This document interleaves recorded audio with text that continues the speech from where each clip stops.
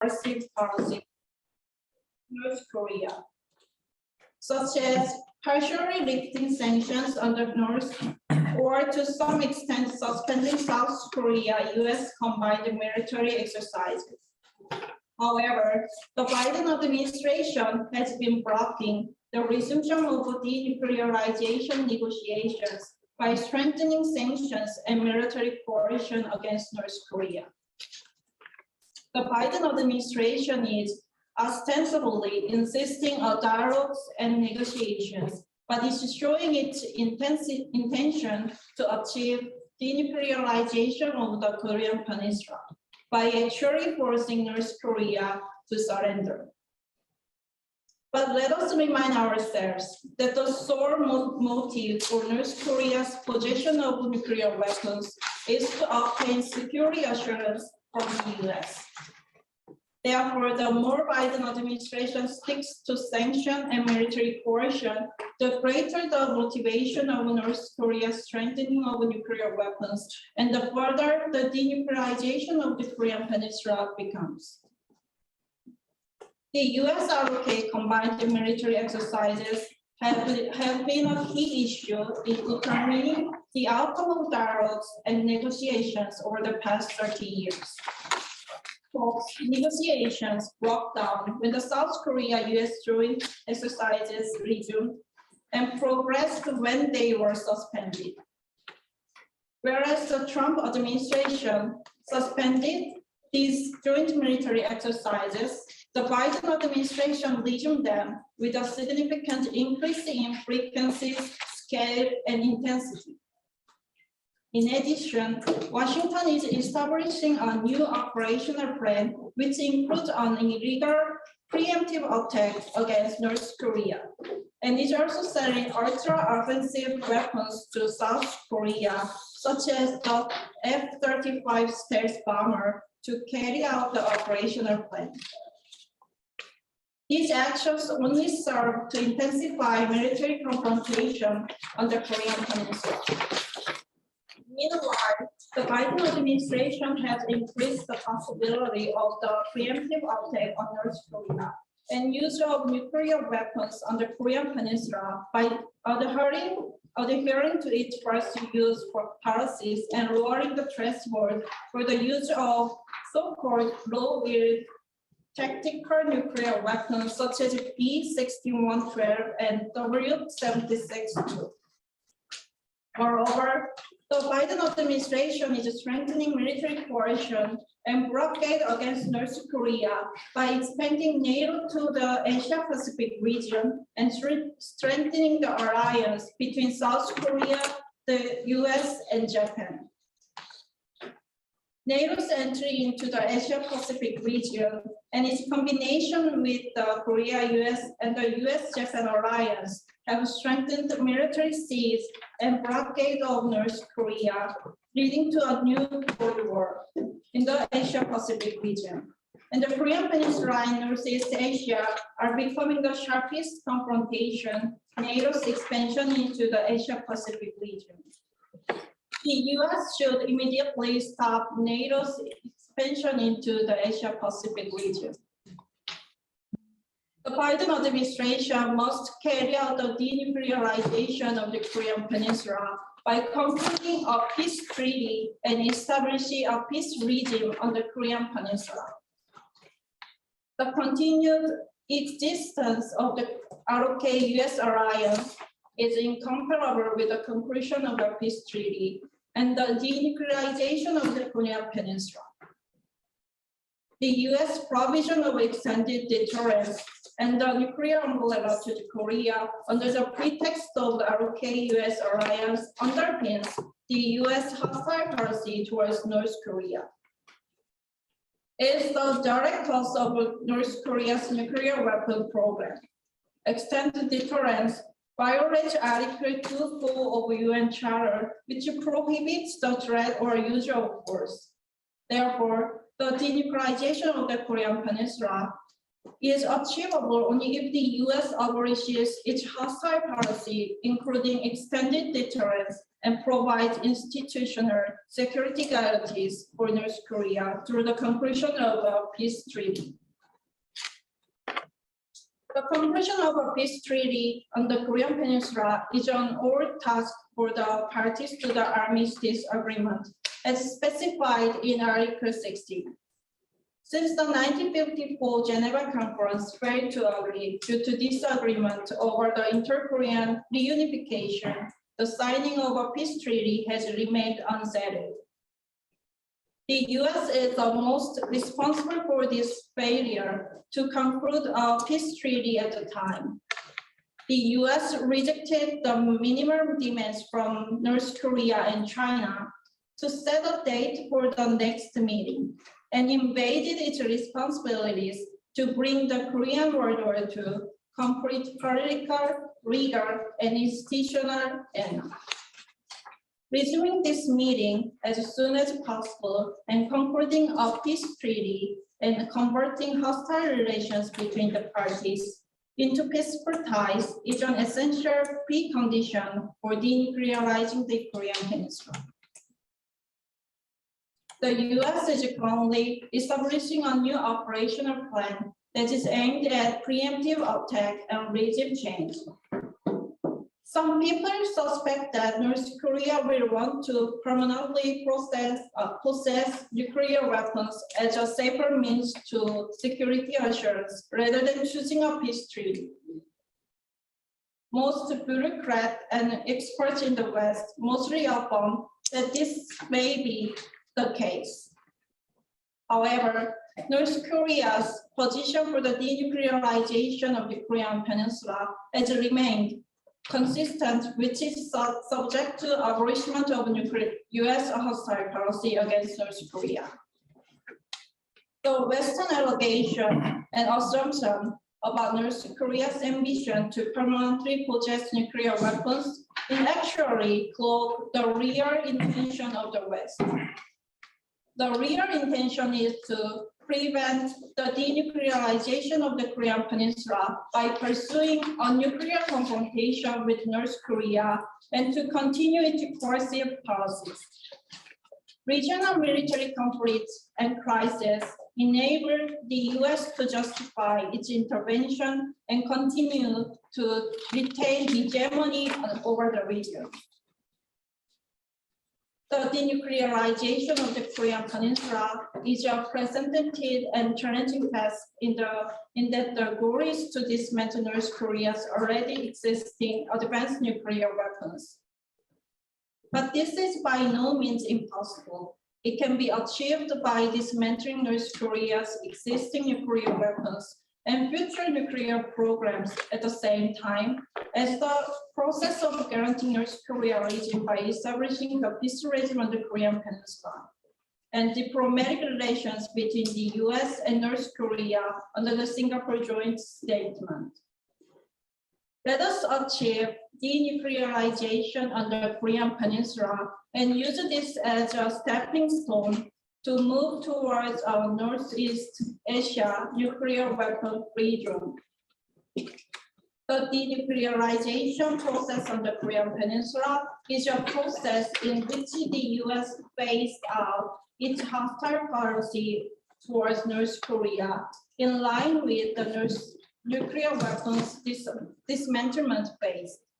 In the first phase, the US must lift its sanctions against North Korea. In the second phase, the peace treaty on the Korean Peninsula must be concluded. Thirdly, the US and North Korea must establish diplomatic relations. And lastly, the US must sign a non-aggression treaty with North Korea. In this way, then the denuclearization of the Korean Peninsula becomes inclusive of dismantling the US nuclear umbrella over South Korea and providing negative security assurance to North Korea. A Northeast Asia nuclear weapon-free zone should not only guarantee negative security assurance by all nuclear weapon states without reservation, but also include the following requirements. First, the US is required to provide legally binding no first use against China.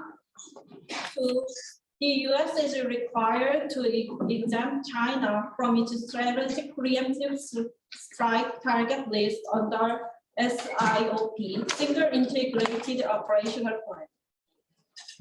Third, the US is required to remove nuclear warheads from its missiles, alleviating its hair trigger status. Four, the US is required to abolish its missile defense as well as the military alliance in Northeast Asia. Without the aforementioned requirement, a Northeast Asia nuclear weapon-free zone will create an environment that is militarily advantageous for the US and disadvantageous for China and Russia.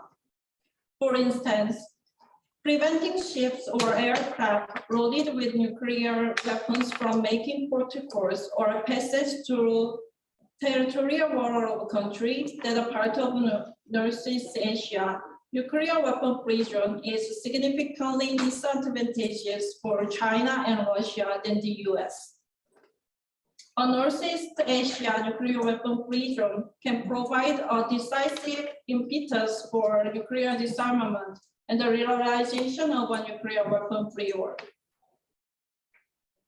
For the denuclearization of the Korean Peninsula and the establishment of a Northeast Asia nuclear weapon-free zone, South Korea and Japan, as well as the US and China, must join the TPNW. It is rather absurd. The Japan and South Korea, the two countries that suffer the most from the atomic bombing, have not joined the TPNW.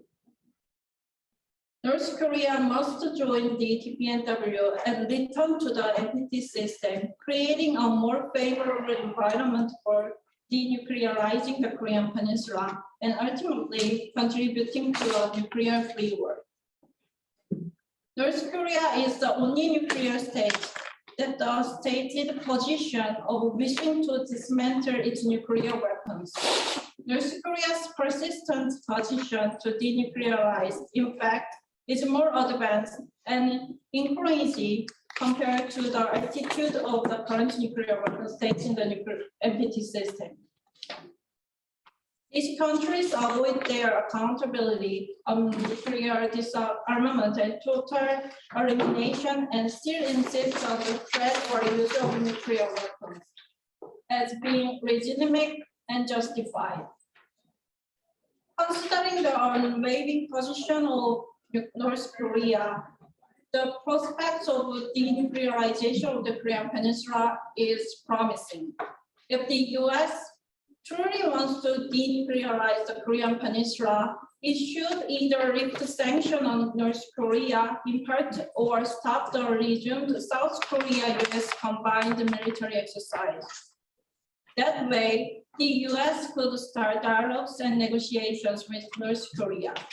I urge the Biden administration to take a sincere step. Thank you.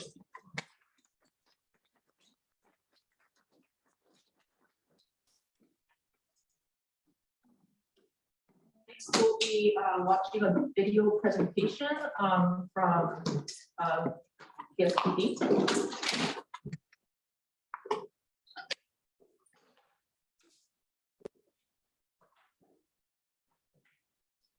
Hello everyone, I'm Sooyoung Hwang, Manager of the Center for Peace and Disarmament, PSPD.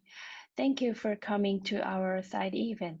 I'm sorry that I cannot be with you there, but happy to join through online. I originally planned to go to New York, but I couldn't because of the US Terrorist Travel Prevention Act.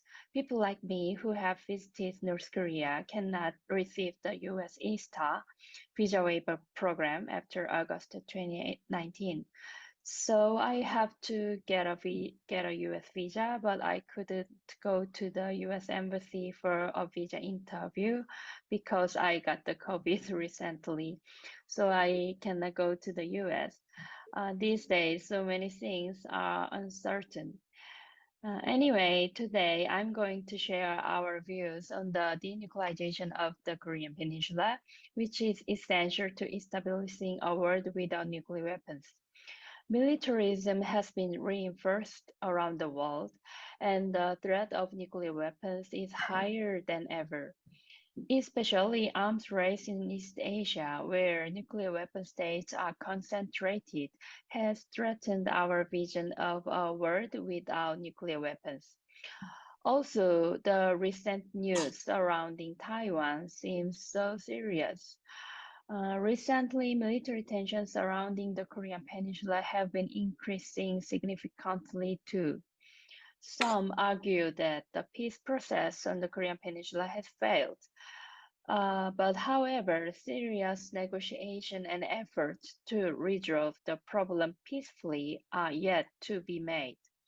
Since North Korea announced a moratorium on nuclear and ICBM tests in 2018, South Korea and US have not taken appropriate countermeasures to improve hostile relations and resolve security threats felt by the DPRK. This is one of the reasons for the loss of momentum in negotiation and why the DPRK cannot be blamed solely for the current situation. Amidst the chaotic international order, South Korean government Yoon Suk-yeol administration is jumping on the US center's order faster than anyone else, narrowing its movements and endangering everyone. The result of the recent ROK-US summit and President Yoon Suk-yeol's participation in NATO summit have made us even more concerned. The US and South Korea governments are planning to strengthen the US ROK extended deterrence, including expansion of joint military exercises and the deployment of the US strategic assets. And the US said it would use all available defense capabilities, including nuclear capabilities. If the world's largest military exercise is carried out this August in the Korean Peninsula, military tension in the region will be even higher. Also, the ROK, US and Japan is increasingly trying to strengthen military cooperation between the three countries. This kind of military action will again lead to the unfortunate consequence of driving the DPRK's nuclear and missile tests. The DPRK is already pursuing a plan to build up its military power, including nuclear capability. Meanwhile, the US is a nuclear weapon state that has not adopted the principles of no first use and sole purpose. Even before the DPRK obtained the nuclear weapons, the US had vowed to be able to use nuclear weapons against the DPRK first, and its military strategy thus continues. Eventually, strengthening the implementation of the US ROK extended deterrence will further increase the risk of nuclear war. Currently, those who designed the Vision 3000, a policy to give economic rewards if North Korea gives up its nuclear programs, is from former Hayoung Bak administration, and those who pushes the GSOMIA, ROK Japan Military Information Protection Agreement, are playing a central role in foreign and security policies in current South Korean government. The South Korean government is not interested in implementing the inter-Korean agreement or dialogue. They insist on an unrealistic way like North Korea's denuclearization first. They say that they will push for additional sanctions if North Korea conduct additional nuclear tests, but it is true that there are no specific measures. Between the two Koreas, the Kaesong Industrial Complex and Mountain Kumgang-Chuo project have already been closed for a long time. We do not have much time. If the power-to-power confrontation continues, we cannot guarantee that even an unstable ceasefire will remain in place. It is time to fundamentally resolve the nuclear conflict on the Korean Peninsula. I would like to talk a few points that we need to do. First one, we need to quickly turn the current military confrontation into a phase of dialogue and negotiation. The US talks about the unconditional dialogue, but now is the time for conditional dialogue. They must restore trust and create a situation where the dialogue can resume. The US has the strongest military power in the world, and the ROK South Korea spends more than 1.5 times the DPRK's total GDP on military spending alone. The ROK and US, which have an overwhelming advantage in economic and military preemptive measures to reduce military threats to create conditions to open dialogue. We remember that the suspension of the ROK-US joint military exercises in 2017 opened the door to the peace process on the Korean Peninsula. Eventually, we have to create conditions for the conversation against cross-border communication lines between two Koreas, which were restored in July last year, have not yet been cut off. Second, it is necessary to reconsider the purpose and effectiveness of the UN Security Council sanctions on the DPRK. The policy to make the DPRK give up its nuclear weapons through sanctions and military pressure has failed for the past 2 decades. As a result, we all witness that the DPRK's nuclear capability has grown over time. With the long-standing sanctions, North Korea has prepared a way to become economically independent. We should all remember that the DPRK's nuclear and ICBM tests were suspended, at least while talks and negotiations were underway. The international community cannot solve problems simply by demonizing the DPRK and imposing sanctions and pressure. Third one, the nuclear conflict in the region is a part of an unstable Korean War armistice. So the fundamental way to solve the nuclear conflict on the Korean Peninsula is to resolve the hostile relations. Next year, it will be 70 years since the Korean War armistice agreement was signed. Complete denuclearization of the Korean Peninsula is impossible unless the unstable ceasefire is ended, hostile relations are converted into the general diplomatic relations, mutual trust is established, and military threats are resolved. Yet, this will become more and more impossible as time goes by. Peace negotiations should begin dealing comprehensively and effectively with the conclusion of peace agreement, improvement of DPRK-US and DPRK-Japan relations, and denuclearization of the Korean Peninsula. First one, the meaning of denuclearization of the Korean Peninsula must be clarified. In 2018, the leaders of the two Koreas agreed to make Korean Peninsula a land of peace,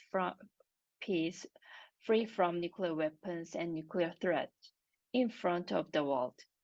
Denuclearization of the Korean Peninsula cannot be achieved solely by the CVID of the DPRK. The policy of relying on nuclear weapons, including US nuclear umbrella, upon which the ROK and Japan depend, must also end. These steps would create the conditions for establishing a nuclear weapon-free zone in Northeast Asia, and all states in the region joining the Treaty on the Prohibition of Nuclear Weapons, PAN Treaty. This is the way to protect the safety of all residents of the Korean Peninsula and East Asia. The Korean Peninsula is a region where the threat of nuclear war persists, and South Korea has the second largest number of atomic bomb victims in the world after Japan, so there is no reason not to join the PAN Treaty. However, when we asked about joining the PAN Treaty, South Korean government officials always said, Of course, I agree with the vision for a nuclear-free world. However, in reality, it is difficult to join the treaty now. In reality, I expect that it will be difficult for the South Korean government to join the treaty or do anything in support of the treaty before the end of the Korean War armistice. The same is true of the Ottawa Treaty and the Convention on Cluster Munition. There are so many steps South Korea has to go through to join the treaty, but it's clear that the vision of another world that we want is a way for all nations to join the treaty and eliminate all nuclear weapons on Earth. We believe that stopping hostilities and ending the war is the most fundamental solution to creating a peaceful Korean peninsula without nuclear weapons. This is the fastest way to achieve denuclearization of the Korean peninsula and peace in East Asia. This is also a task that must be accomplished to prevent the proliferation of nuclear weapons and to advance nuclear disarmament. And lastly, please let me share about our activity, Korea Peace Appeal, Peace Campaign to End the Korean War. South Korean civil society organizations, religious groups, and international partner organizations launched the campaign in 2020 and have since been active. Last July 27 marked the 69th anniversary of signing of the Korean War Armistice Agreement. Ahead of the day, we held a big peace rally in Imjinga, the northernmost place to hold a rally in South Korea. About 1,000 people gathered from all over the country. We shouted peace together in front of the DMG, the symbol of division and confrontation. We urged that let's stop hostility, let's end the war. Implementation of the Inter-Korean and DPRK-US agreements, let's make peace with our power. And last week, we sent a letter to appeal to the UN Secretary General to take 3 concrete actions that we believe will significantly contribute toward achieving lasting peace on the Korean Peninsula. First, we urge the UN Secretary General to facilitate the resumption of talks among the relevant parties to the Korean War, because we remember December 2017 as a watershed moment when the Under Secretary General for Political Affairs visited the DPRK and played an important role laying the foundation for dialogue. Second, we asked him to support our campaign by signing the Korea Peace Appeal to replace the armistice with a permanent peace before its 70th anniversary. Lastly, we call on his office to coordinate a thorough investigation of the UN Security Council sanctions on the DPRK, particularly the impact on humanitarian aid efforts and on the lives of civilians, and to give recommendations to alleviate the negative impact. Next year will be the 7th anniversary of the Korean armistice. Most of the people on the Korean Peninsula were born in a ceasefire land and have lived our entire lives. In the meantime, the generation has changed almost twice. Young people like me don't know much about North Korea. South Korean people cannot meet North Korean people, so it is difficult to understand them and it is difficult to prepare for peace between 2 Koreas. When the peace process on the Korean Peninsula failed to progress in 2018, after 2018, people became cynical. And skepticism is also growing in South Korea on whether complete denuclearization is a feasible goal. Until when should we live under the vicious cycle of hostilities? So I think next year we really need to create an opportunity for change.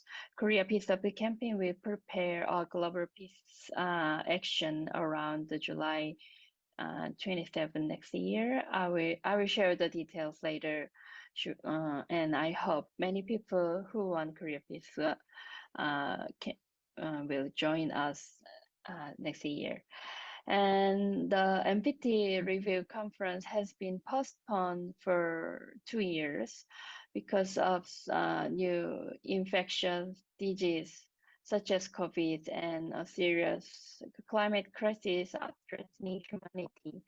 Nevertheless, governments are wasting insufficient resources and budgets to save people and the planet, to develop nuclear weapons and prepare for the war. It has to change now. We hope everyone can do their best to fundamentally resolve the cause of military conflict and find a way for all life to coexist on the earth. Thank you for listening.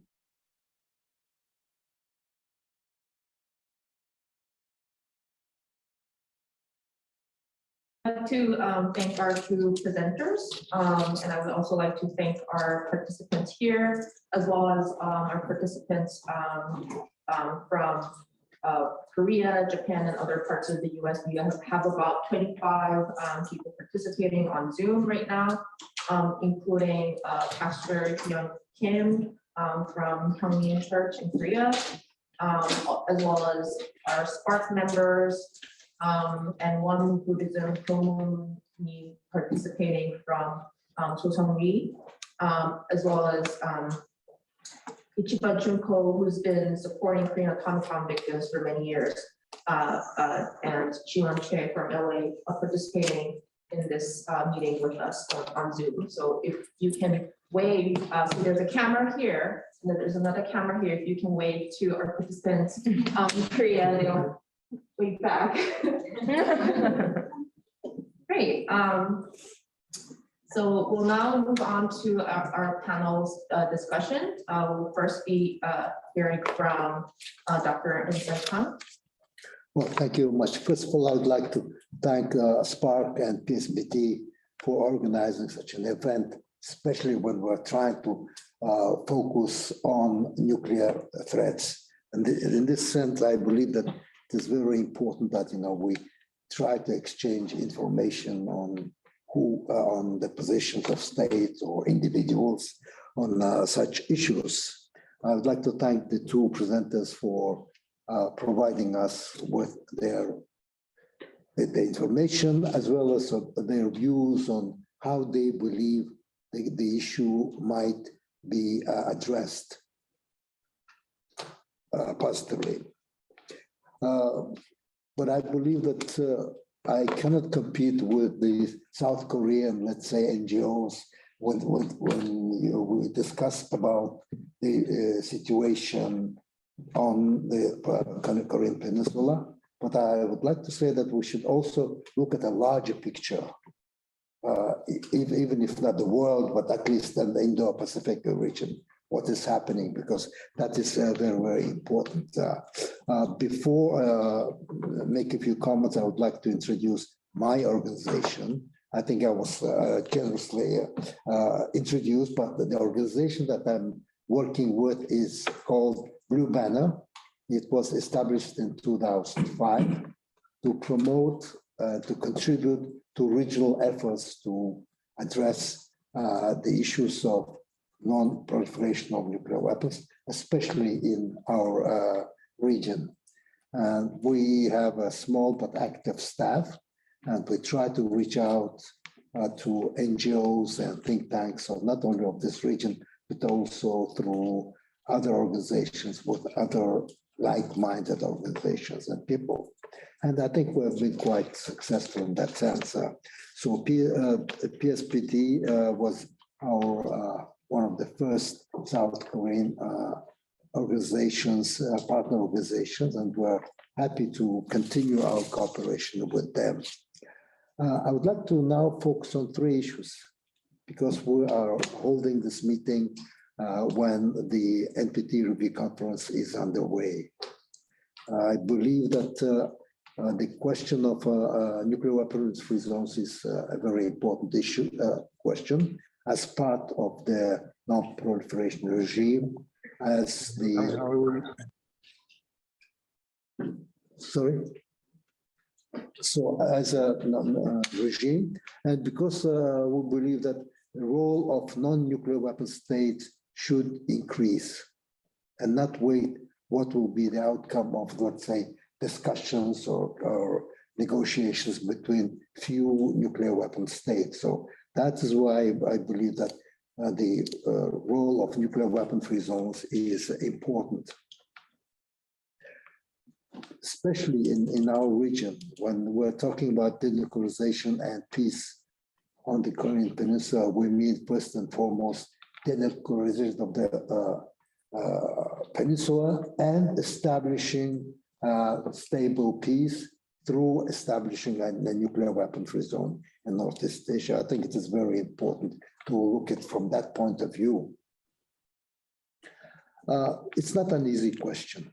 As we all know, there are 5 nuclear weapon-free zones, but those zones have been established in regions where there were no major, let's say, problems or did not affect the interests of nuclear weapon states. Now, when we turn to the Middle East or to Northeast Asia, the situation is very difficult. It's not only the treaty that that they are trying to establish, but also the politics that comes in. And that's where I know there should be not only mechanical, say, we will not have nuclear weapons and such things, but under what conditions, and it is not easy to do. Northeast Asia, of course, unlike other regions, is based on security system, bilateral security system, alliances so far. And so far that we see no real interest in abandoning and trying to look at a larger picture at multilateral cooperation in this area. And of course, another issue that is very important is North Korean nuclear weapons program. This is one of the issues that we will have to address if we want to turn to denuclearize the Korean Peninsula and later on even establish a nuclear weapon-free zone in Northeast Asia. Looking at the history, I would say that there have always been some talks about establishing a Northeast Asian nuclear weapon-free zone. Especially it started in early 1990s when the two Koreas had agreed and had signed a joint declaration on the issue. At that time, I think there was an idea to establish a limited nuclear weapon-free zone so that it would not affect real, let's say, security interests of greater powers, but at least to start focusing on eliminating the short-range nuclear weapons. And then perhaps when you develop, let's say, more better atmosphere, then you could be focusing on intermediate or, let's say, on strategic nuclear weapons. It was, I think, established. I think the idea came from the U.S. representatives. I think John Endicott from the U.S. has taken this, but it took about 10 years to try to see whether the issue can be promoted. But in the end, the atmosphere was not enough, and there was still not enough political will to even focus on even a smaller nuclear weapon-free zone issue. And then I would say that the Japanese Peace Depot, I think, came up with the idea, Dr. Umebayashi, that when we talk about nuclear weapon-free zones in Northeast Asia, we mean 3 countries, 3 plus 3, 3 countries, 2 Koreas and Japan as non-nuclear weapon states, and the 3 countries that would be providing security assurances would be Russia, China, and the United States. Based on that, there were many different ideas and discussions. For example, the idea of Nautilus, provides them the opportunity to look at the larger picture, not only establishing a nuclear weapon-free zone by signing a treaty, but establishing an atmosphere that would be conducive to freely exchange views and come to an agreement on this issue. Then I think you might know that there's a RECNA idea was based on the Nautilus idea, saying, that such issues should have some such nuances with different nuances. In 2013, if I'm not mistaken, the United Nations Advisory Board on Disarmament Matters has discussed this issue and even recommended to the Secretary General to take action towards establishing such a nuclear weapon-free zone in 2013.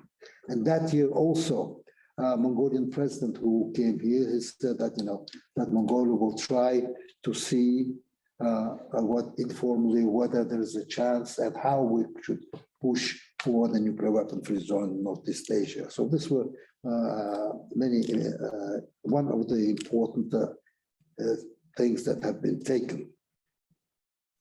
And in 2019, you might know that South Korean think tank Sooyoung, together with Japanese RECNA, have made proposals based on all other ideas as well. I think this we're moving slowly, but into concrete discussion of this issue. I was given to understand that it is based on the fact that the unofficial discussions are not enough, that discussion should also involve members of parliament. Hopefully after that, even members of government and so on and so forth to focus on this issue. I was given to understand that last year there was a 3+3 coalition established with very important persons that would be pushing this idea. So in that sense, I believe that it is in a good position. And I agree with the fact that there is still a possibility to establish a nuclear weapon-free zone in this issue. The main challenge, of course, is denuclearization of the Korean Peninsula first. And the second one is to convince people that even if they believe that there is that the conditions are not right, the NGOs should work to make sure that these conditions are addressed. I think it's very important. But the second issue, I'll try to be as short as possible. The second issue is the possible role of non-nuclear weapon states in this matter. I think we can take Mongolia as a possible example. It's a small country. It has no interest in developing nuclear weapons. But we believe that the non-nuclear weapon state should not be just bystanders, just to see what happens and what the negotiations between nuclear weapon states and so on. They should be active. We have a saying that a duck is safe when the lake is safe. We believe that in Northeast Asia is like a lake, and we should, in order to be safe, we should be very active to promoting this issue. Based on our comparative advantage, there is a comparative advantage in Mongolia that we have good relations with all the states of the region, including the two Koreas. With North Korea, I think we have traditional good relations we've been having. With South Korea, we have comprehensive cooperation agreement with them, so it's very good. We're on good terms with Russia, China, the United States, and so on and so forth.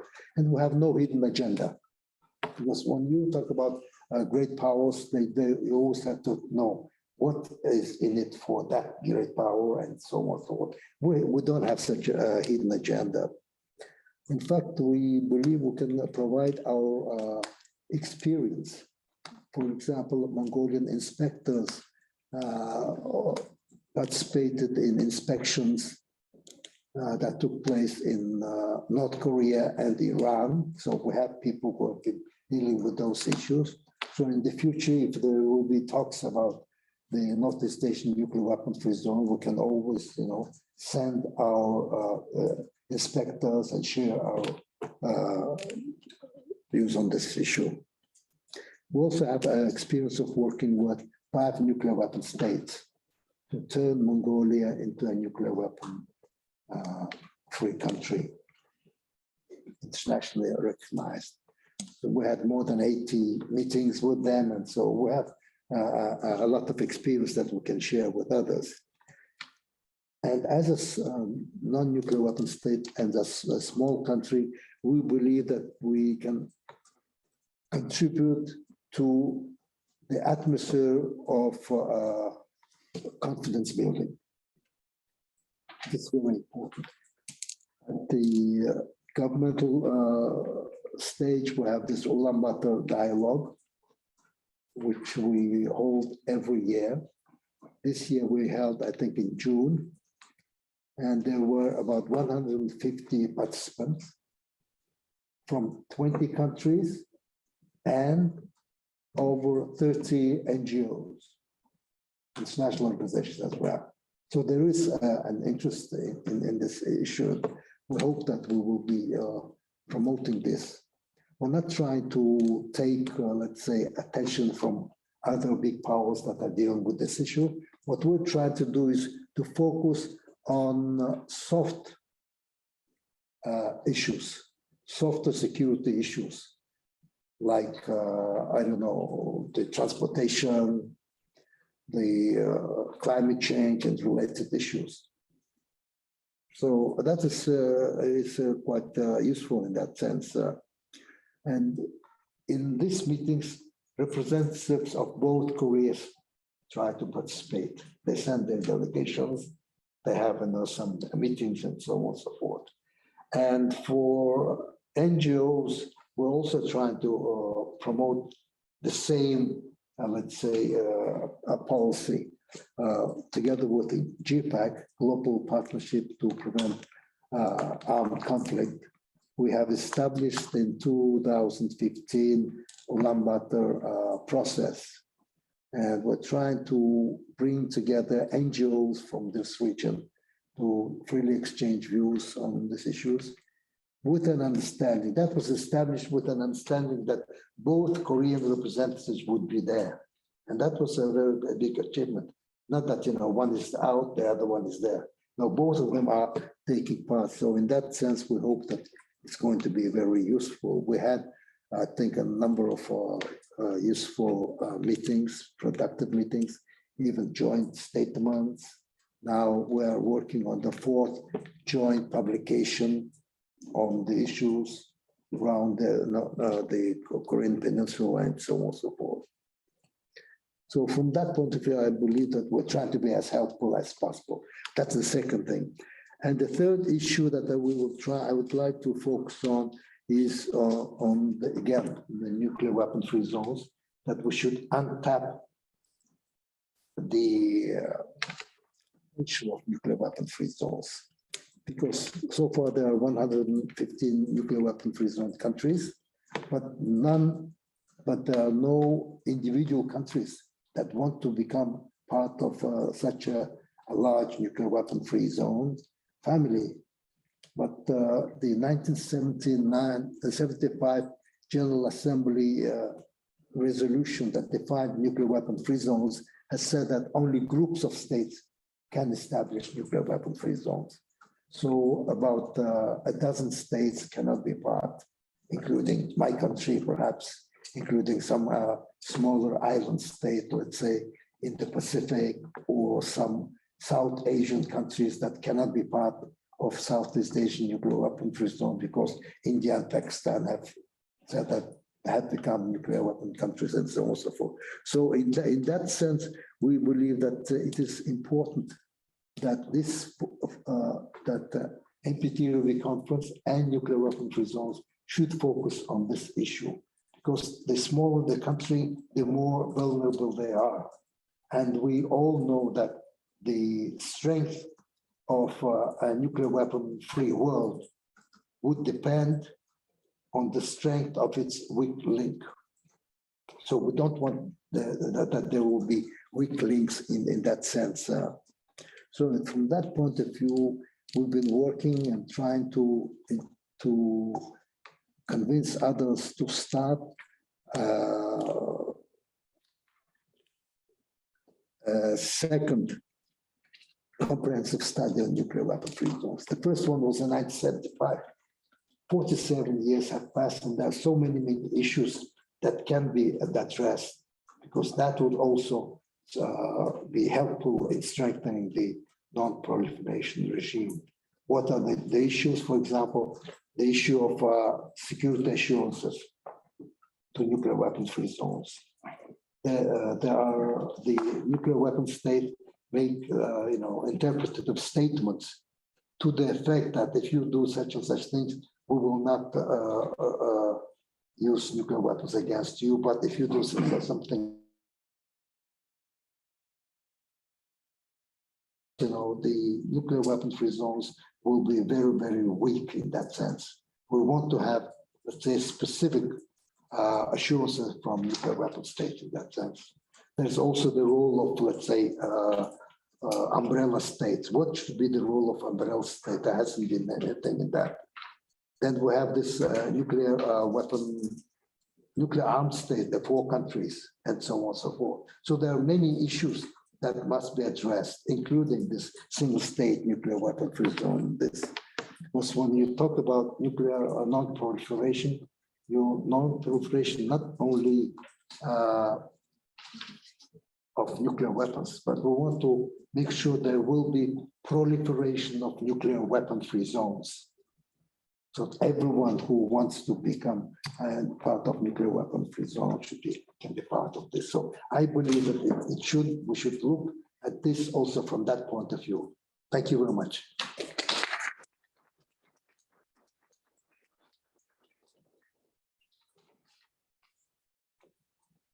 Thank you, Dr. Enkhsaikhan, for your opinion. We'll next hear from Mr. Kawasaki. And I just would like to remind panels that you have 7 minutes. Yes, okay. I'll be very brief. And thank you, Spark and PSPD, for this great workshop. And I'm from Japan, so I will try to add some sort of Japanese perspectives, both positive and rather negative trends that we see now. And I generally support the ideas presented by the 2 presenters from Korea at the beginning about the current status. Although I have some questions, but maybe we can discuss later on. And building on the Ambassador Enkhsaikhan's account for the nuclear weapon-free zone, I can say that there is a general support for the idea of creating a nuclear weapon-free zone in Northeast Asia among Japanese civil society. And he already said that Japanese NGOs contributed a lot in developing the idea and also the campaign. And we've been working closely with the Mongolian friends or Korean friends for advancing the idea. And just to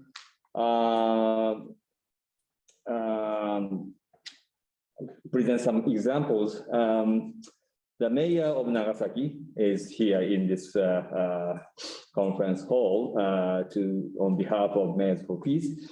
But the mayor of Nagasaki, Mr. Taue, has been repeatedly calling for the creation of a nuclear weapon-free zone in Northeast Asia in his Nagasaki Peace Declaration annually on August 9th. And the most recent one was 2021. In that declaration, he said that the nuclear weapon-free zone is a non-nuclear umbrella instead of nuclear umbrella, which is a very good naming. And also for this idea, over 540 mayors from among Japan jointly supported the idea of creation of a nuclear weapon-free zone. And at the NGO level, as Enkhsaikhan said, that GPAC process, Ulaanbaatar process, those are pushing forward that idea. But at the same time, I have to point out the government position, which is very much cautious against that. Basically, their logic is, okay, we can discuss nuclear weapon-free zone at the regional level in a very, very far in the future. But the step should be, firstly, dismantling nuclear programs of North Korea. And then secondly, denuclearization of the peninsula. And thirdly, finally, ultimately, maybe a nuclear weapon-free zone in Asia. You know, that's a kind of typical reaction of the government. And the government is really focusing on the CDID of North Korea, which makes the discussion between civil society and Japanese government very difficult. And I'm a part of campaign of the ICAN, and ICAN has been really engaging in this Korean process. For example, Executive Director and myself visited Singapore in 2018 and Hanoi in 2019 at the time of the US DPRK summit in presenting our ideas. And ICAN's idea for the nuclear weapon-free zone is to utilize TPNW, the Ban Treaty, in the process. And I'd like to highlight several points in there. Firstly, the importance of the multilateral framework. Normally, we have a tendency to ask US leadership and DPRK leadership and talk and make a deal, which is, of course, necessary for the first time. But that will not be sustainable when we look for a sustainable peace regime in this region.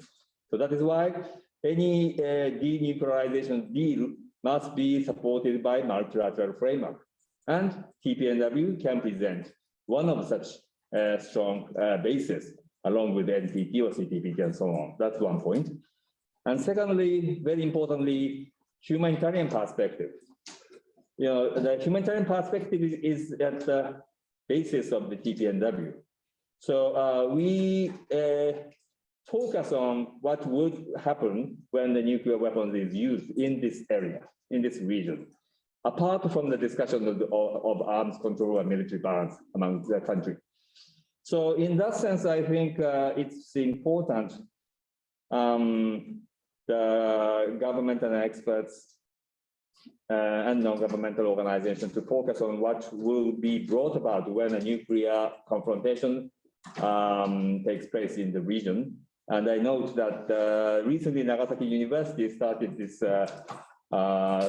study and a possible nuclear use case in Northeast Asia and its implication for the nuclear risk. Those report is now out. So I think those approach, the humanitarian consequences approach will be very difficult, very important, I think. And thirdly, in relation to the actual prohibition or prohibition and other provisions in the TPNW and the nuclear weapon-free zone in Northeast Asia, this understanding will be very important. Firstly, if countries like South Korea, ROK, and Japan joins the TPNW, then those two countries will be legally obligated not to assist or encourage the use or possession of nuclear weapons. You know? And which means that they will leave nuclear umbrella. You know, when we use the term of nuclear umbrella, it's really vague. But stop assisting or encouraging the use or possession of nuclear weapons is a very clear obligation for ROK in Japan.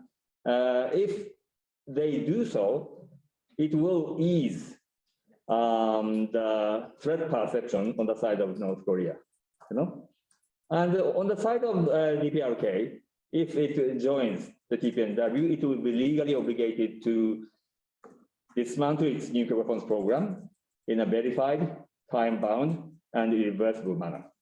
And international verification should be in place to monitor the process. So that will ease any threat perceived by South Korea and Japan. So it's a kind of a good deal in both sides to address the security concerns. So I think in the further discussion of this nuclear weapon-free zone, this use of TPNW can be further discussed. I know that the time is already up, so I will stop here, but I just wanted to speak a little bit about the implication of the recent or the ongoing Ukraine war, which is basically promoting militarism in Japan and elsewhere. And this is having a very, very negative impact. And maybe in the discussion time, I can present you some examples or cases in Japan, how those military trend is going. Maybe Joseph Garson may refer to those issues.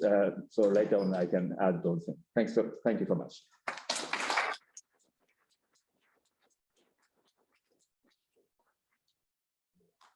Thank you, Mr. Kawasaki.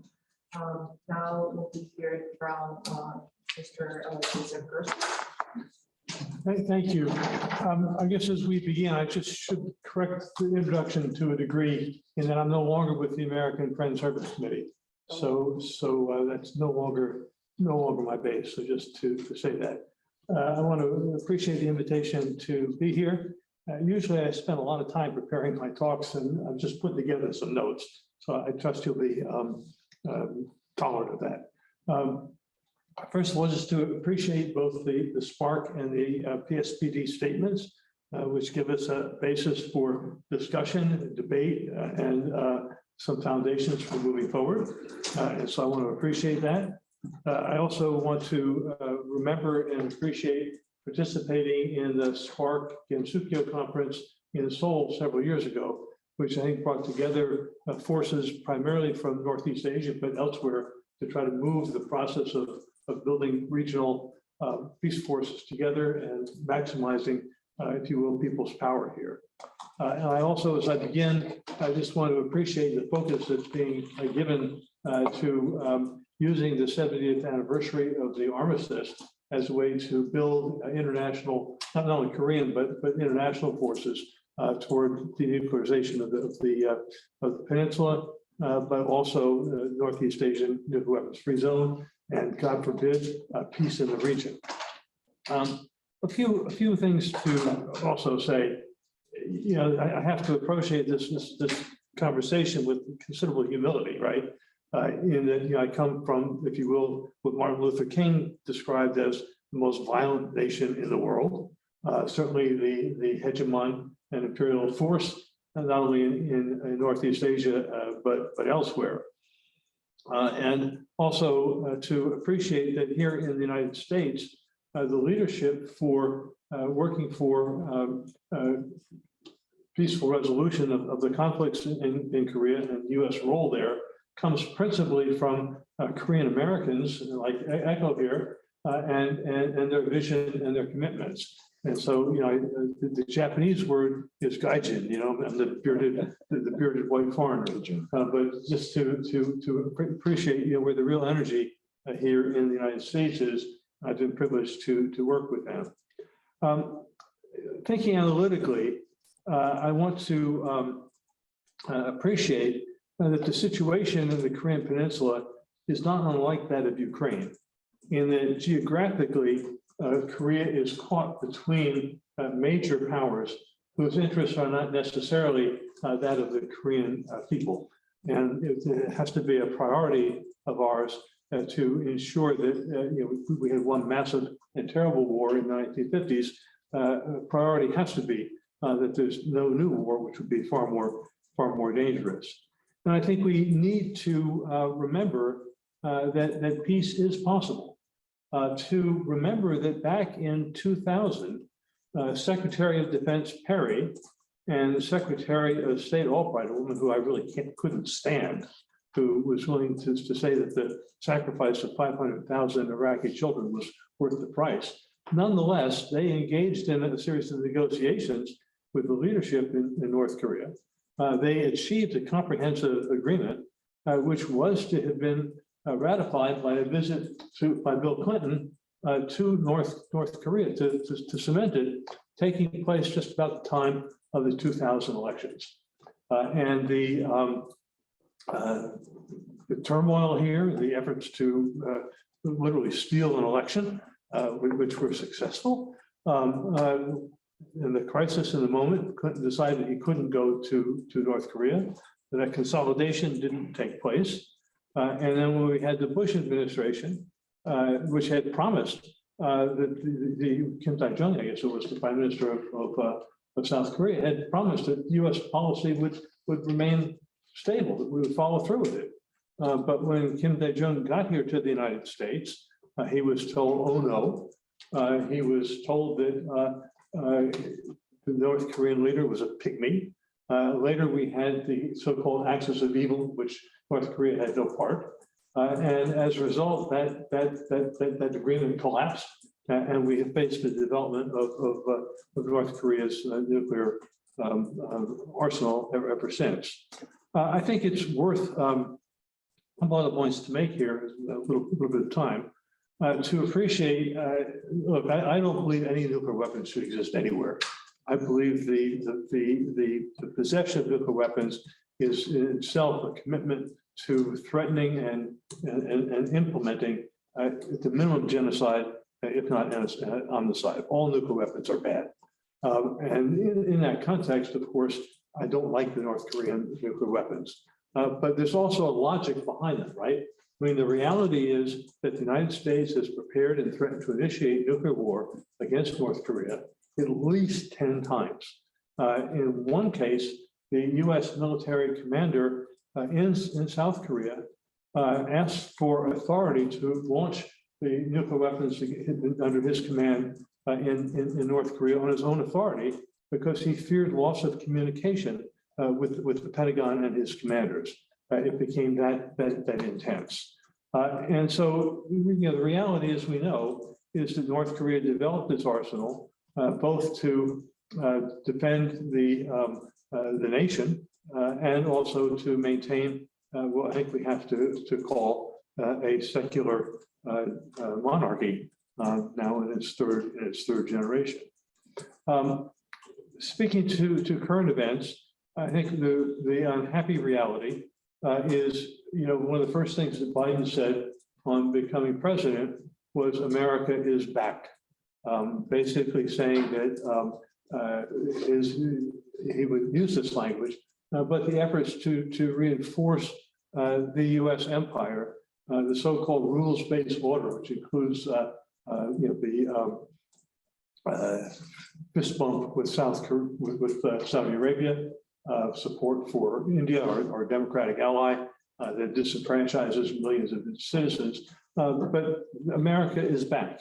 And the increased militarization, really the refusal in relationship to Ukraine and Russia to say that the open door for NATO membership was closed, to do the negotiations that could have prevented the war, and similarly the escalation of U.S. military power and diplomacy in order to reinforce the U.S. empire in the Indo-Pacific. And take a look at the U.S. Indo-Pacific policy. I know I have to be careful here at time, but just to say that part of this has been to encourage the tripartite alliance between Japan, South Korea, and the United States, and a version of the old Obama policy of benign neglect, which is basically intolerable. What more do I want to say here? Yeah, I guess there's just two things to say, or 3 or 17. Just that I think we have to, at this time, be very concerned about, in the wake of the Ukraine war, to oppose the efforts being made to bring US nuclear weapons, to redeploy US nuclear weapons in South Korea and in Japan. If we want to think about the denuclearization of the Korean Peninsula, we're going to have to deal with the pressures to actually reinforce the nuclear dangers in the region. And one last piece, one of my good friends, older now China scholar here in the United States, is actually the son of one of the founders of the Korean Democratic Party. And his father had been the prime minister and ambassador to the US and UN at the time of the North Korean invasion in 1950.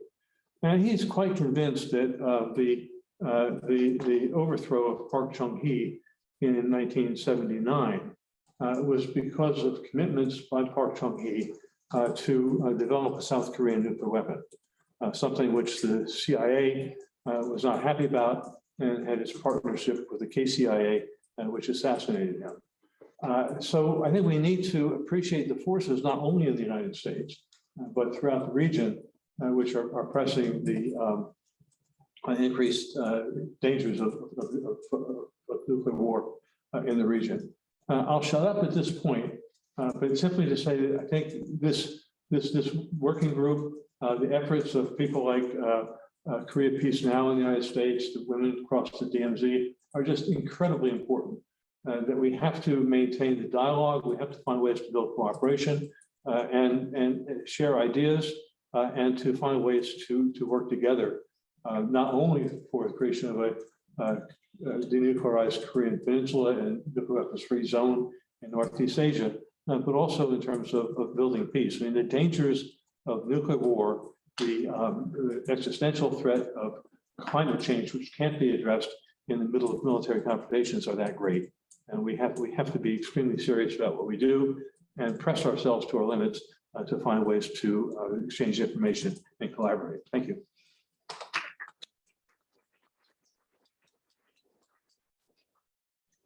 Thank you, first for your talk. Lastly, we'll be hearing from Mr. Wakana. Okay, thanks for giving a chance to speak. But before that, can I put that microphone in front of me? Otherwise, my voice is open.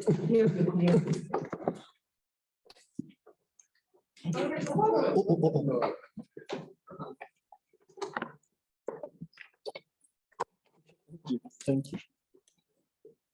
I'm Yosuke Watanabe from Peace Depot. And Peace Depot is a Japanese think tank for disarmament and peace. And today, thank you for giving your time for share with you about our recent activities regarding the promotion of the denuclearization and peace on Korean Peninsula. We are especially focusing on the establishment for the Northeast Asia nuclear weapon-free zone that I'm going to talk about it.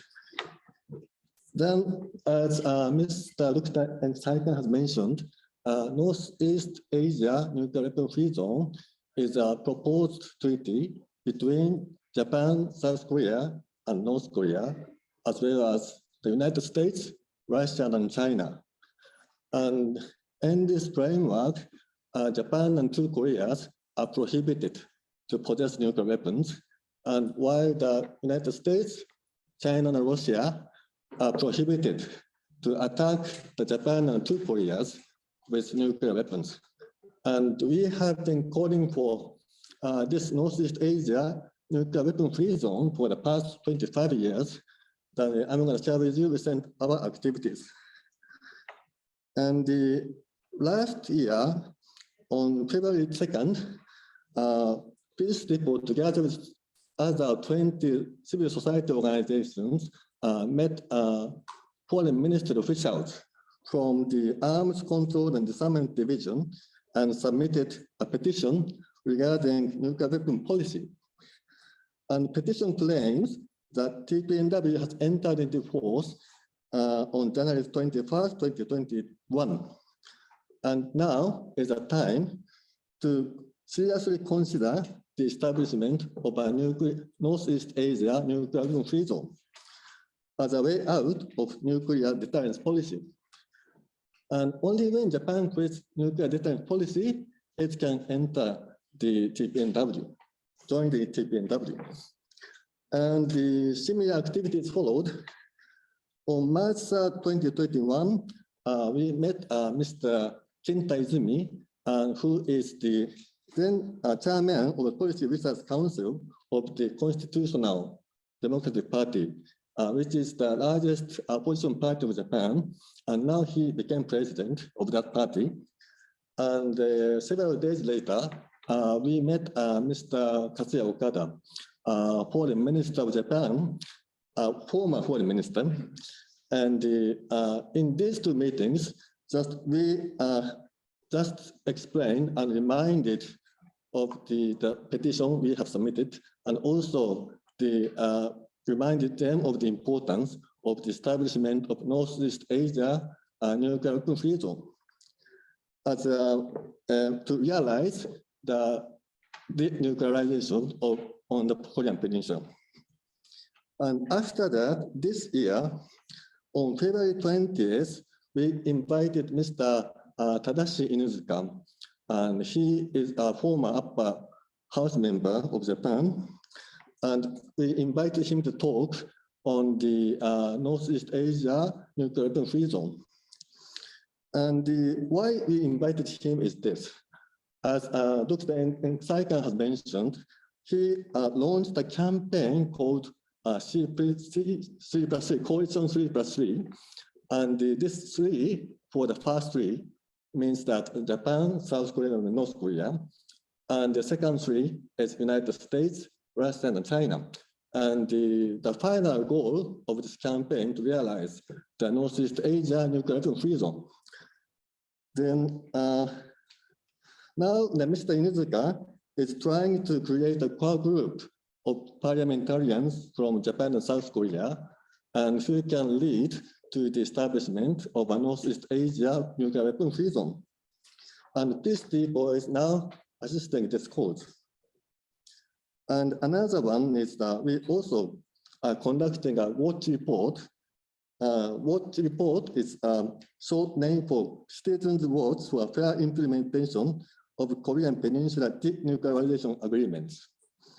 And in this project, we published short reports to promote the nuclear-free Korean Peninsula by monitoring whether or not the denuclearization agreements, such as the Singapore Agreement and the Panmunjom Declaration, are fairly implemented. And just a few days ago, we published the latest watch report titled, "The International Efforts Are Needed to Ensure That the 2018 agreements on the Korean Peninsula do not come to nothing. And the initiative of China and the US is needed to restart the six-party talks." And now this report is being translated into English. And if you are interested, please let me know.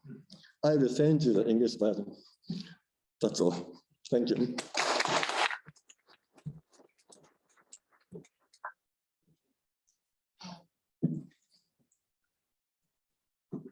Thank you, Mr. Watanabe, for your comment. Now we will move into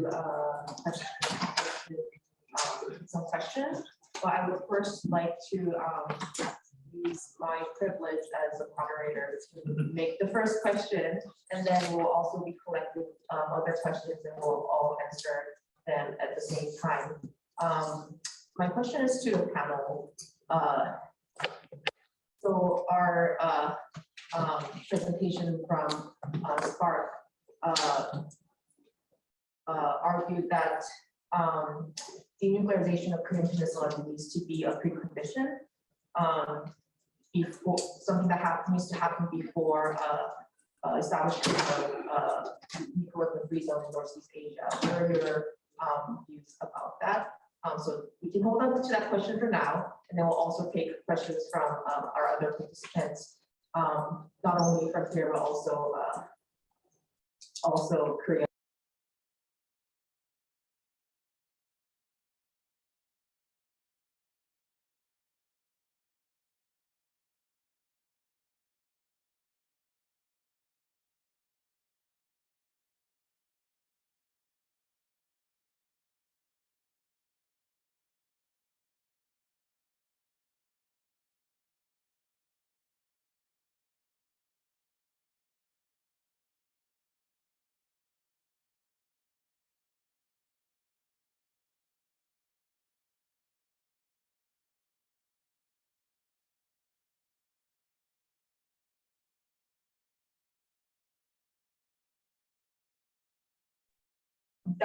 That means that we might have some issues with TPNW.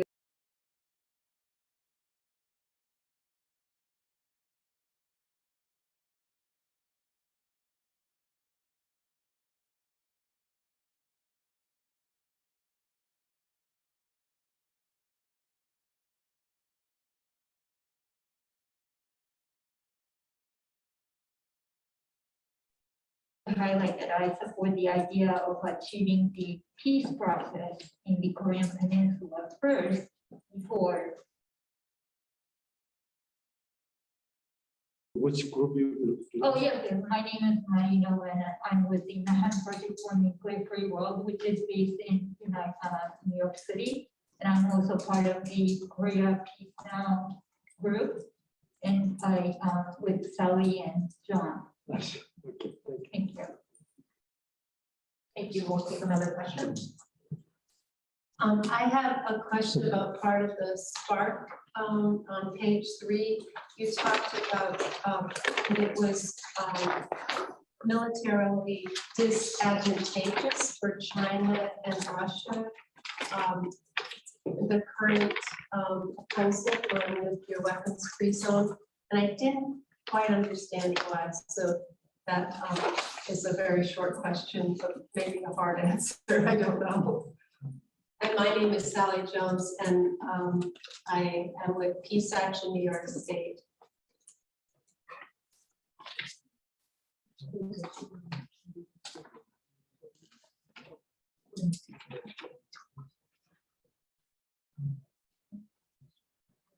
we have any other questions from participants here? Thank you. I'm John Kim from IFOR, International Fellowship of Reconciliation.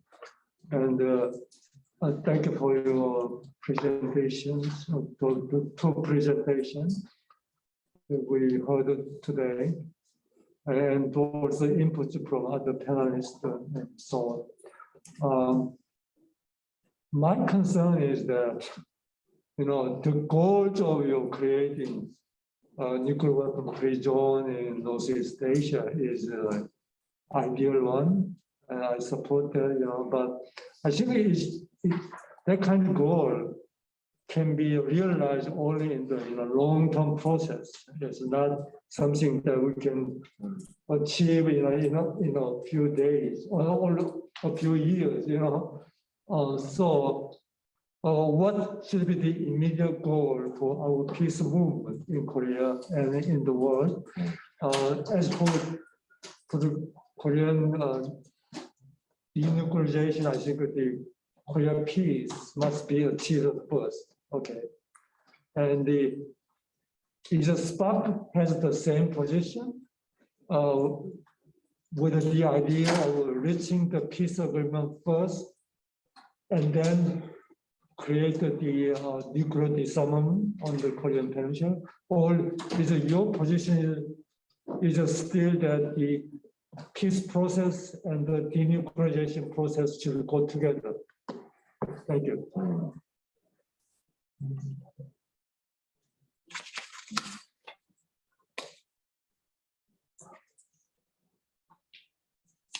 So now we move on to some of the answers. So we've had 4 questions. One of them was talking about what the difficulties of ratifying a treaty in the US, and so if And then we have another question about Spark's presentation. When they mentioned that it is military disadvantages for China and Russia compared to the US. So we can maybe hear answers to those two questions first, and then we can move on to other answers as well. 반갑습니다. 저는 평통사 청년 활동가 이기훈입니다. Hi, nice to meet you. My name is Hyun Lee from Spark. I'm a Spark youth member. 첫 번째 질문에 대한 답변을 드리도록 하겠습니다. I'm going to answer to the first question Mary posed. 말씀하신 것처럼 평화 협정과 평화 조약은 차이점이 있습니다. As you stated, there are differences between the peace treaty and peace agreement. 그러나 공통점은 두 가지 다 법적 구속력이 있다는 것입니다. But one common thing would be that they both would be legally binding. 한반도 비핵화를 실현하고 한반도의 평화 체제를 구축하기 위해서는 반드시 법적 구속력 있는 합의가 체결되어야 합니다. In order for us to realize the denuclearization of the Korean Peninsula and also to establish a peace regime on the Korean Peninsula, we need an agreement that has legally binding power. 그 합의는 평화 협정이 될 수도 있고 평화 조약이 될 수도 있습니다.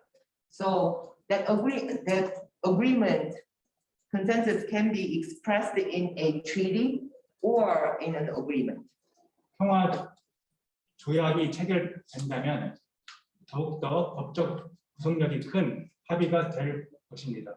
A conclusion of a peace treaty will have a much bigger and stronger legal binding power. 따라서 우리가 법적 구속력 있는 합의를 요구하면서 평화 협정과 평화 조약을 기계적으로 구분할 필요는 없다고 생각합니다. However, as you said, it is difficult to obtain the terms of the agreement, but we should not be concerned about the term, about it's going to be being a treaty or an agreement, as long as what we are asking for is a legal binding document. 재차 강조하면 중요한 것은 법적 구속력이 있는 합의가 되어야 한다는 것입니다. 답변 마치겠습니다. To emphasize one more time, whatever the name should be, it should be internationally recognized the legal binding document. We'll answer, finish the answer. The answer.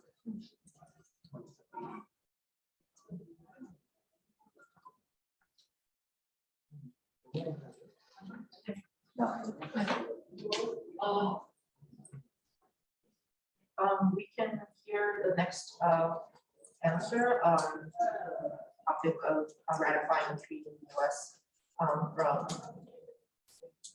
no.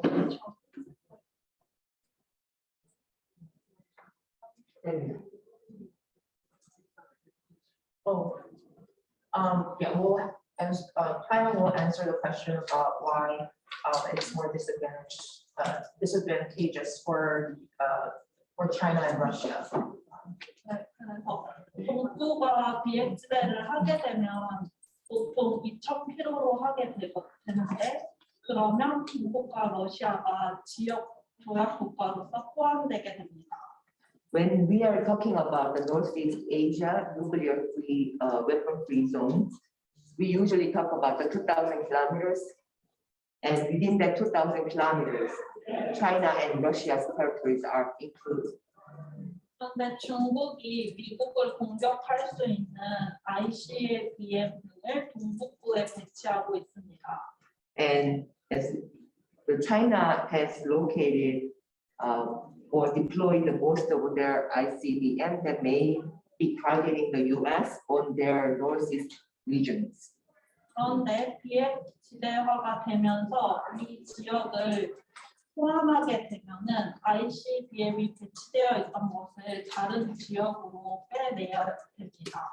And it is a hot topic that when we are building a nuclear weapon-free zone, then the ICBM, which is now located on the edge on the northeast side of the China, should be relocated. 그래서 중국 입장에서는 미국에 대한 견제력이 떨어질 수밖에 없습니다. So from the China's perspective, their deterrence power against the US will be diminished by this relocation. 그렇기 때문에 이 불균형을 시정하려면 미국이 이 페이퍼에 적혀있던 있는 것처럼 펄스를 포기하거나 SIOP 리스트에서 제외를 하는 등의 조치를 취해야 합니다.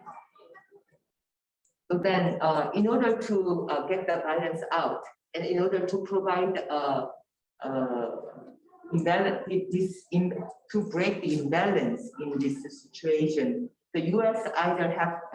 U.S. must give up its first use policy, or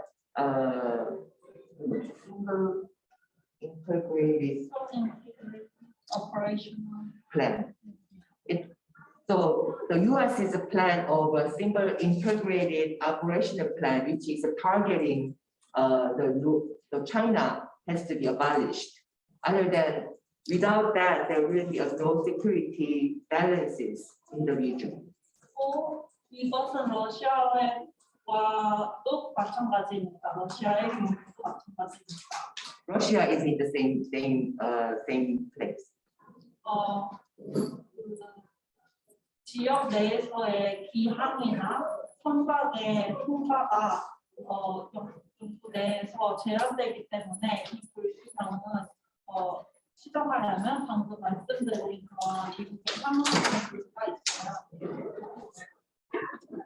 So because of the passage of the nuclear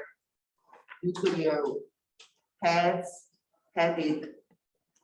aircraft, or the passage through the territorial waters, there has to be some certain strict requirements for all the ships and military ships and aircraft that passes through the nuclear free zone. And as a neighboring country, then Russia and China would have a much more disadvantage than the I hope this sufficiently answers your question. Thank you. 오늘 컨퍼런스의 포인트를 재차 강조하고자 말씀드리겠습니다. I would like to say something about the focus of today's presentation. 오늘 컨퍼런스의 포인트는 어떻게 한반도 비핵화를 실현할 수 있는가에 있습니다. So I believe that the focus is how are we going to achieve the denuclearization of the Korean Peninsula? 북한이 핵무기를 개발한 동기는 어디까지나 미국으로부터 체제 안전 보장을 받으려는 데 있습니다. The sole motive for the North Korea to develop the nuclear program and nuclear weapons was to receive a guarantee for their regime security. 체제 안전이 보장되면 핵무기를 폐기할 것이라는 것이 북한의 일관된 입장입니다. North Korea, therefore, consistently and persistently has stated that it will abolish its North Korean nuclear weapon program once the security guarantee has been provided. 해법은 2018년에 북미가 합의한 싱가포르 공동 성명에 있습니다. So the solution lies in the document, the 2018 Singapore Joint Statement. 바이든 행정부도 싱가포르 공동 성명을 계승한다고 밝힌 바 있습니다. And Biden administration has clearly stated that it will succeed the 2018 Singapore Joint Statement. 공동 성명에서 미국은 대북 체제 안전 보장을 약속했고 북한은 한반도의 완전한 비핵화를 약속했습니다. In the statement preamble, the U.S. promise of the security guarantee to the North Korea, and in turn, North Korea reaffirmed its commitment to the denuclearization of the Korean Peninsula. 구체적으로 북미는 성명 1강에서 새로운 중미관계 수립을 그리고 2강에서 한반도의 평화체제 구축에 합의했습니다. The North Korea and the US has agreed in Article 1 on the new diplomatic relations. And secondly, in the second Article 2, they agreed on the establishment of a permanent peace regime on the Korean Peninsula. 그리고 3항에서 한반도의 완전한 비핵화에 합의했습니다. And they also agreed on the Article 3 that complete denuclearization of the Korean Peninsula. 이것은 대북 체제 안전 보장, 한반도 평화체제 구축, 북미 수교, 한반도 비핵화가 맞물려 동시적인 과정으로 될 수밖에 없다는 것을 보여줍니다. And we believe this evidences that the normalization of the Korean Peninsula, normalization of relations between US and the North Korea, and the security guarantee, and complete the establishment of a peace regime on the Korean Peninsula are simultaneously intricately connected with the complete denuclearization of the Korean Peninsula. 또한 이 과정은 어느 한순간에 한 번에 이루어질 수 없는 과제입니다. Also, this process cannot be achieved at once. 이처럼 한반도 비핵화는 대북 체제 안전 보장과 함께 동시적, 단계적으로 달성될 수밖에 없습니다. So therefore, the complete denuclearization of the process on the Korean Peninsula is a process in which the US face it should be done by step and simultaneously. It goes hand in hand together. 정부가 기획지대와 관련해서도 간단히 설명드리겠습니다. I would like to speak a little bit about the Northeast Asia nuclear weapons free zone too. 한반도에서 대결과 전쟁이 계속되는 속에서 정부가 기획지대는 가능하지 않습니다.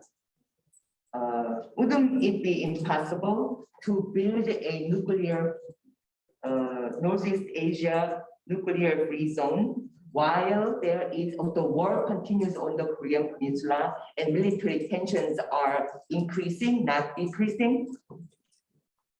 한반도 비핵화는 한반도 평화체제 구축을 통해서만 해결될 수 있습니다. Without the establishment of a permanent peace on the Korean Peninsula, the denuclearization of the Korean Peninsula cannot be resolved. 한반도 평화협정 체결과 정부가 기획지대는 당사자, 내용, 단계 모든 측면이 상이합니다. We also recognize that the conclusion of a peace treaty and Northeast Asia nuclear free zone. When we are comparing those two together, the agent, the involved parties, the contents, the stages, every aspect is a different aspect. 무엇보다 한반도 비핵화는 미국이 싱가포르 성명을 이행만 하면 당장 실현 가능한 현실적 과제입니다. It is important to recognize that unlike the Northeast Asia, the nuclear free zone, the Korean denuclearization of the Korean Peninsula can be achieved right away if we can implement the content of the 2018 Singapore Joint Statement. 반면 정부가 기획지대는 수상적이고 해결해야 할 과제가 너무나 많습니다. In the meantime, the Northeast Asia denuclearization process, nuclear free zone process, is more abstract, and we have so many tasks ahead of us, and it cannot be done in a very short future. 따라서 한반도 비핵화가 먼저 출현될 수 있고 출현되어야 하고 동북아 비핵지대는 그 위에서 출현될 수밖에 없는 먼 훗날의 과제입니다. Accordingly, we believe that the Korean denuclearization of the Korean Peninsula can be achieved first, and it must be achieved first. And based on that, the Northeast Asia nuclear-free zone, nuclear weapons-free zone can be achieved in the coming future. 동북아 비핵지대를 달성하기 위해서도 하루빨리 한반도 비핵화가 실현되어야 합니다. In order for us to have a nuclear-free zone in East and Northeast Asia, we really need a denuclearization of the Korean Peninsula. 전하고자 하는 바가 잘 전달되었길 바랍니다. I hope that this, 감사합니다. my explanation is clear to you all. Thank you. Thank you for your answer. We have about 10 minutes left until we have to leave this room. So I would like to maybe get a minute, a very short concluding statements from our each panels, and then we'll also be hearing from Sooyoung Hwang at PSPD's Sooyoung Hwang from our Zoom. So maybe you can hear.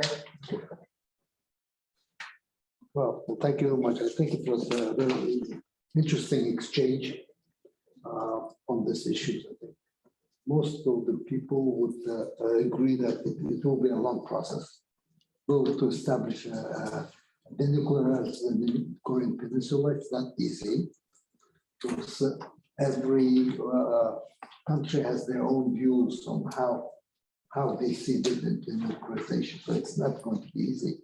And the second one is that it's going to be a long process. And as I have said, that we have already established 5 nuclear weapon-free zones, but they had no major problems, no territorial problems, no disagreements among the nuclear weapon states and great powers and so on. Now it's going to be difficult, but nevertheless, that does not mean that we should put it over. So that I believe that the broad approach is very important. Not only focus on the treaty, also to make sure that there will be a political environment, more confidence among the states of the situation. And that is, I believe, is reflected in the latest discussions and the latest proposals on this issue. Now they're not trying to, unlike, let's say, Latin America or Southeast Asia, not focusing on the treaty, but at a larger picture. I think that's very important. And of course, one of the most important things I believe is important is to normalize relations between the US and North Korea, which is very important. This normalization would come only with diplomatic relations, recognizing each other. Based on that, I think the two sides could work further on the conditions of ending the war and so on. So it's very another thing in diplomacy was that the stronger countries try to leverage the other countries through economic means. And I don't think, in this case, it will be very useful, because it will show that, you're trying to achieve something, not through mutual understanding, but imposing your views, imposing, the strength of your economic relations as well. So in that sense, I think at the same time, we should also focus on how the United Nations and bilateral sanctions could be eased bit by bit and so on. I think this is very important. And of course, another thing is that we're all talking about the denuclearization of the peninsula and of other establishing nuclear weapons-free zone in Northeast Asia. But we should also try to bear in mind how we can include the interests of North Korea. Otherwise, it will not be Thank you very much. I think today's discussion was quite useful in that sense. We'll try to move from different points of view. Thank you.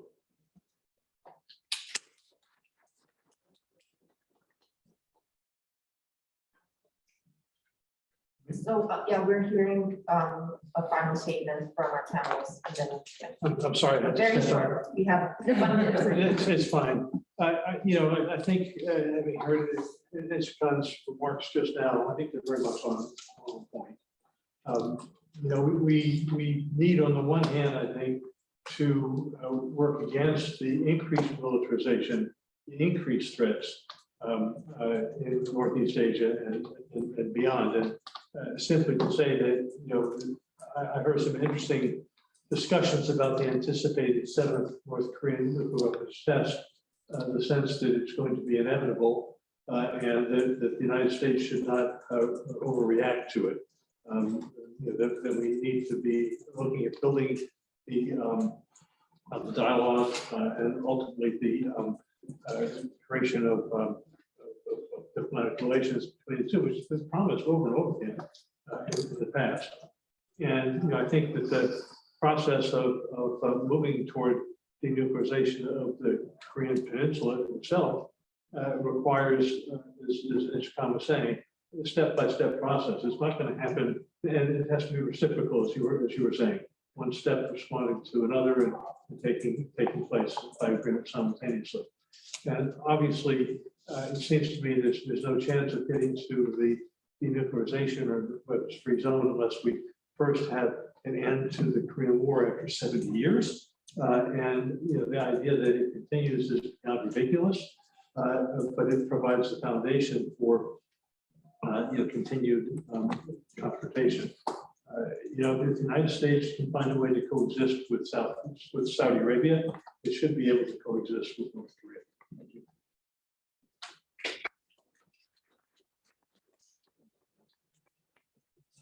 Yeah, thank you. So I think for the question of peace first or denuclearization first, I think I wouldn't take any, pick up one to be the first. It's always should be simultaneously. And sometimes we often hear that peace first, otherwise we cannot disarm. But that's not true. And it has been used, such a discourse has been used for a long time to postpone disarmament by nuclear armed states. It's a very typical excuse for the retaining nuclear weapons. So denuclearization process or nuclear disarmament talk itself will serve peace process. So in that spirit, I think we should do our campaign to have the two in parallel, hand in hand. And that, I think that's in line with the spirit in Singapore agreement or any other major agreement that the denuclearization and peace together. And I think we are in a very difficult time because of the in the wake of Ukrainian war. There are trends in Japan to call for more military budget, more war fighting preparedness. And I guess the similar is in ROK. And I further guess in the leadership of DPRK, maybe the pace of grain can become a lesson that, okay, we shouldn't abandon our nuclear arsenal, and we shouldn't trust any agreement with other nations for the security guarantee, because they may breach such a guarantee. So that sort of vicious cycle is going on. So I think we civil society needs to strengthen our cooperation beyond national borders in calling for regional common security itself. Thank you.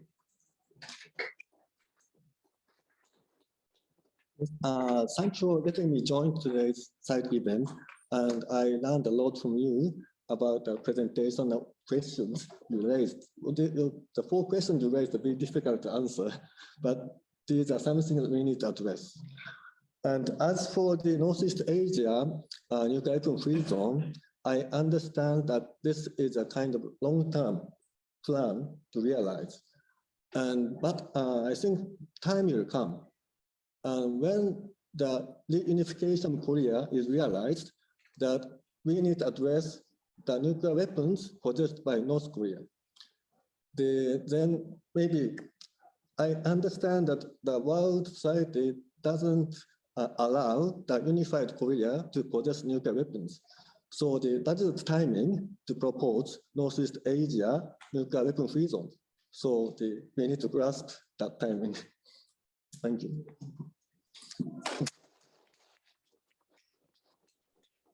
And lastly, we'll hear from Sooyoung from PSPD. Yeah, can you hear me? Yes, we can. Yeah, thank you. And I just want to talk about one thing. In terms of the peace treaty, former mentioned, I agree with Gi-hoon's thought that the peace agreement could be a peace treaty or peace agreement, I think. But to remind you of one thing, the wording agreed by the leaders of two Koreas in the Panmunjom Declaration in 2018 was a peace agreement. So I think there was a discussion about it between the two Koreas at the time. If the peace treaty can be ratified by the U.S. Congress, it will be very helpful for progress of the Korea peace, I think. And yeah, lastly, thank you for sharing all of your opinions and suggestions on the issue of peace and denuclearization on the Korean Peninsula today. I think the task ahead of us is not simple, but we have to solve various levels of problems. So I feel we need to find ways that are possible and creative, not just one way. And it is important to create conditions for peace on the Korean Peninsula and for nuclear weapon free zone in Northeast Asia, and for all countries to join TP and Ban Treaty. So, and it is also important to deal with this issue of peace and denuclearization in a comprehensive and phased manner. I think, as the panel said earlier, and militarism is rapidly intensifying around the world. So I believe that the cross-border solidarity of civil society organizations is more important than ever. So thank you for joining us, our side event today. Thank you.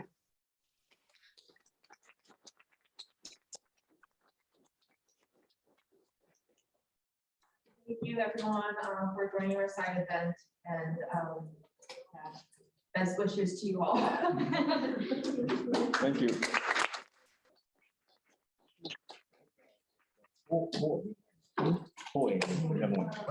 Yeah. All those people are joining.